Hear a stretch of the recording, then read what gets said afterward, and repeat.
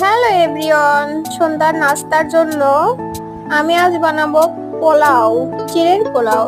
তো এখানে সবজি কেটে নিয়েছিলাম, আলু, পেঁয়াজ, রসুন, আদা, মরিচ।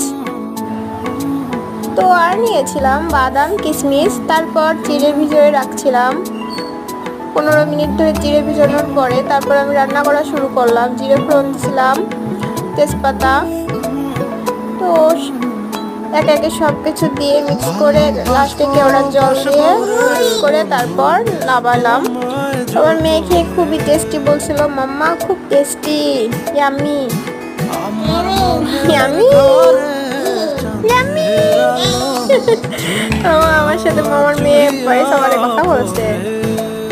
তো আমরা চলে গেলাম গুটি গুটি পায়ে। কোথায় বলো তো?